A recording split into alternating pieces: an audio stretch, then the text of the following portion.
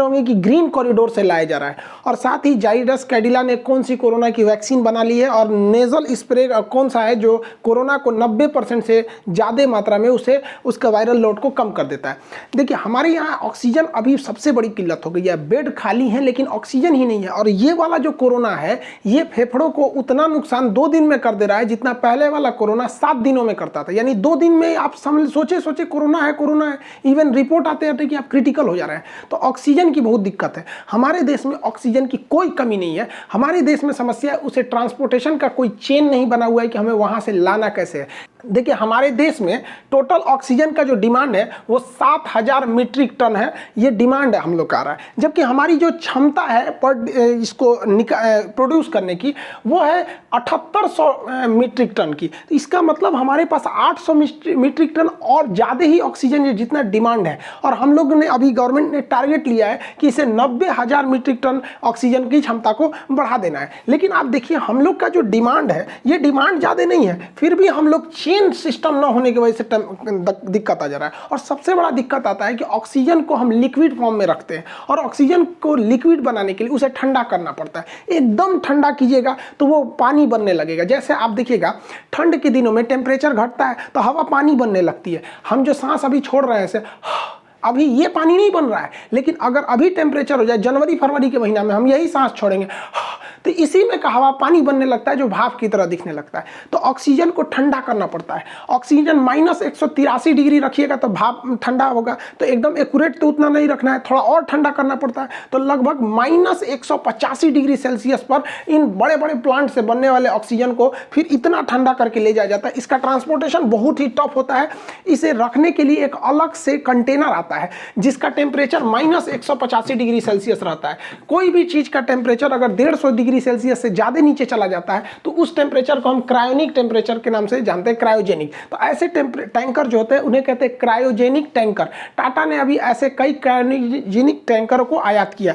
इसके बाहर एक कूलिंग सिस्टम लगा होता है जो इस ट्रक को, ये ट्रक चल रही है, ये ऐसे नॉर्मल टंकी की तरह नहीं होता है, इसे यह ठंडा कर रहा होता है ताकि ये लिक्विड के फॉर्म में ही रहे। इसके बाद जो चुनौती आती है, हमारे पास अभी एट ए टाइम इतने ज़्यादा टैंकर जो थे क्रायोनिक टैंकर नहीं थे, तो हम लोगों ने कई सारे क्रायोनिक टैंकर सिंगापुर से मंगाया है, कई टाटा ने विदेशों से मंगाया है। और हमारे जो क्रायोनिक टैंकर जो थे, जो बचे थे, तो पता चलता है कुछ राजस्थान में है, कुछ केरल में, कोई इधर उधर बिखरे हुए हैं। और जो ऑक्सीजन का प्लांट है जो ज़्यादातर स्टील प्लांट से आ रहे हैं, राउरकेला के स्टील प्लांट, दुर्गापुर, विशाखापट्टनम, यहाँ से ज़्यादा आ रहे हैं, वाईजेग वगैरह से, तो यहाँ तक में वो टैंकर ही नहीं है। तो हमारी भारतीय वायुसेना अपने सबसे बड़े जहाज जो है C-17 ग्लोब मास्टर, उससे इन खाली टैंकरों को भर रही है उसमें, और इनको क्या करती है, वो स्टील प्लांट तक उड़ा के लाती है। फिर ये टैंकर इसमें से निकलते हैं, भरते हैं, फिर उन्हें जगह तक पहुंचा रही है। तो एयरफोर्स ने भी इसमें बहुत ज़्यादा बढ़ चढ़ के हिस्सा लिया ताकि ऑक्सीजन को टाइम से पहुंचाया जा सके। हमारे पास ऑक्सीजन की कमी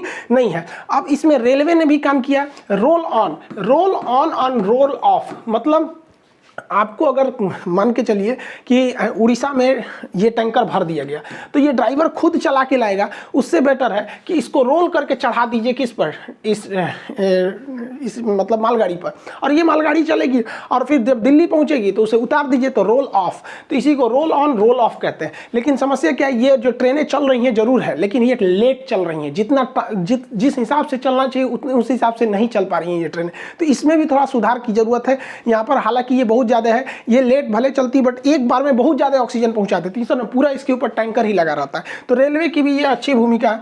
इसमें आप सुन रहे होंगे कि अरविंद केजरीवाल ने भी वो मोदी जी के साथ जो मीटिंग थी उसमें कहा था कि उन्होंने कि ऑक्सीजन की जो सप्लाई आ रही है उसके लिए हमें ग्रीन कॉरिडोर बनाना पड़ेगा। देखिए ग्रीन कॉरिडोर क्या होता है, एक ऐसा सड़क की कल्पना कीजिए, मतलब वहाँ पर पुलिस क्या करती है, पुलिस और ट्रैफिक पुलिस मिलकर पूरे सिग्नल को ग्रीन कर देते हैं, और जो इमरजेंसी वाली चीज़ रहती है उसको उसी रास्ते से निकालते हैं। मान के चलिए 4 लेन की सड़क है तो कुछ किसी एक लेन को वो ग्रीन कर देंगे, और उसमें जो एम्बुलेंस है या फिर जो ऑक्सीजन आ रहा है उसको उसी रास्ते से ले जाएंगे। उसको जितना दूर चाहे वो दिल्ली से कलकत्ता जाए, उसे रेड सिग्नल नहीं मिलने वाला है, क्योंकि ट्रैफिक पुलिस और पुलिस दोनों लगी हुई है इसको जल्दी ले चलो जल्दी ले चलो। तो इसी को कहते हैं ग्रीन कॉरिडोर। तो ग्रीन कॉरिडोर से अगर ऑक्सीजन आएगा तो जाम में नहीं फंसेगा। ऐसे बहुत सारे ऑक्सीजन जाम में फंस गए थे।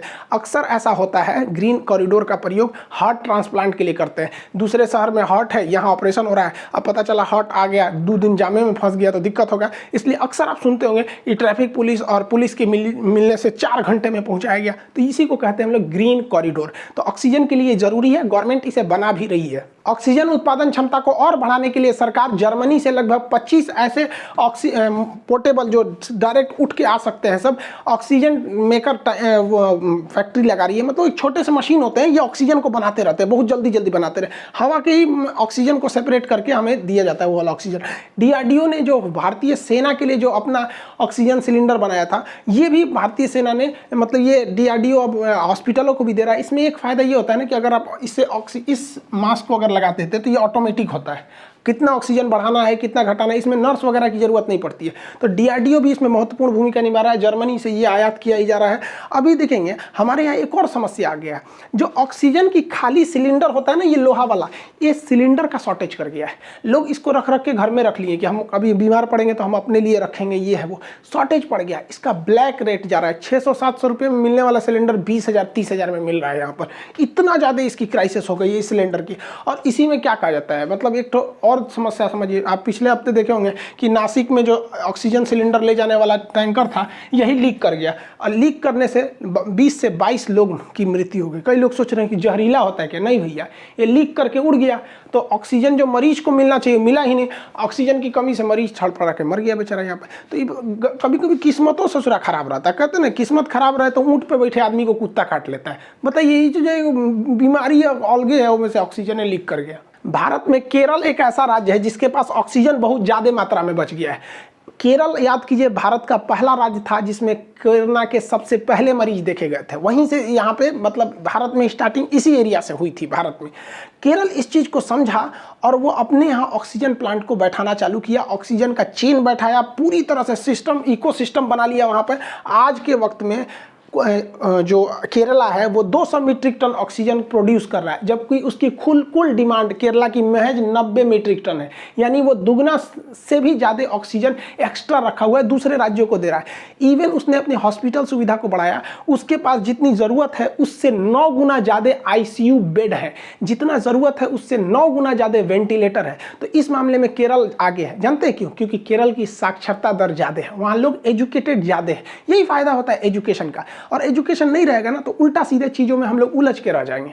उत्तर प्रदेश में देखेंगे, नोएडा में एक ऑक्सीजन प्लांट लगा हुआ है, बट उसको पर्यावरण विभाग से एनओसी नहीं मिला है, नो ऑब्जेक्शन सर्टिफिकेट। अरे यार, पर्यावरण वालों को भी समझ में नहीं आता, यहाँ आदमी मर रहा है तुमको वहाँ एनओसी भागा जा रहा है। यहाँ पे गवर्नमेंट को भी देखना चाहिए, जो प्लांट एनओसी से अटके हुए हैं उनको फाइनल कराए। केजरीवाल और मोदी जी के बीच में जो बात हो रही थी उसमें देखे होंगे कि गवर्नमेंट ने बहुत सारे पैसे दिए थे, लेकिन वो कंपनी उसको लगाई ही नहीं। तो इस पर भी तो निगरानी रखना जरूरी है, वरना ऐसे ही विकट परिस्थिति आएंगे। देखिए, मरीज को ऑक्सीजन सिलेंडर क्यों दिया जाता है? हम लोग जो हवा में सांस लेते हैं तो हवा में 71% हमारा नाइट्रोजन है जो हमारे सांस के काम में नहीं आता है, 21% ऑक्सीजन है, यही काम में आता है। तो हम लोग जो सांस लेते हैं वो 21% ही ऑक्सीजन लेते हैं, जिसमें छोड़ते हैं लोग तो 16% ही छोड़ते हैं, यानी 4% के आसपास में वो CO2 में बदल जाता है।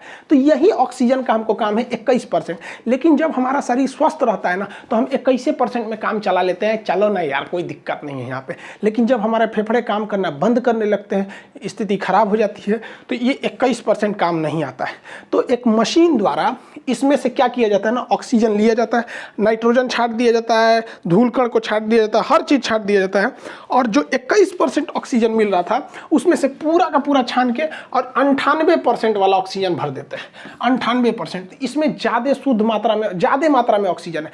अब वही हवा में, खुले हवा में सांस ले रहे हैं तो कितना, 21% के आसपास में ऑक्सीजन जाएगा आपका, और वही ऑक्सीजन सिलेंडर में सांस लेंगे तो 98% जाएगा। तो सोचिए, ये एक ऐसे समझिए, इस चाय में कम चीनी मिली है, इस चाय में ज़्यादा चीनी मिली है, इस तरह से आप समझिए यहाँ पे। तो ये क्या है कि पेशेंट मरीज भी है ना तो उसको 98% मिल रहा है तो काम चल जाता है उसका। ये ऑक्सीजन सिलेंडर, ये इसी वजह से मरीजों में इसकी डिमांड ज़्यादा बढ़ जाती है। ऑक्सीजन का लेवल जब आप पल्स ऑक्सीमीटर से नापते हैं और आपका ऑक्सीजन लेवल अगर 94 से नीचे जाता है, 94% से नीचे, तो आपका ऑक्सीजन की जरूरत होती है। लेकिन ऐसा नहीं है कि 92 या 90 आ गया तुरंत आप ऑक्सीजन पे बैठिए। इसके लिए प्रोन पोजीशन का यूज कर सकते हैं। प्रोनिंग पोजीशन बहुत पहले से चलता आ रहा है। देखिए, हमारे फेफड़ों के जो बीच के हिस्सा होता है वो काम नहीं करता है जनरली, वो ऐसे एक्स्ट्रा में पड़ा रहता है। लेकिन जब हम प्रोन पोजीशन पे करते हैं तो उस पर लोड पड़ता है और वो भी काम करने लगता है। इसके लिए क्या करना चाहिए?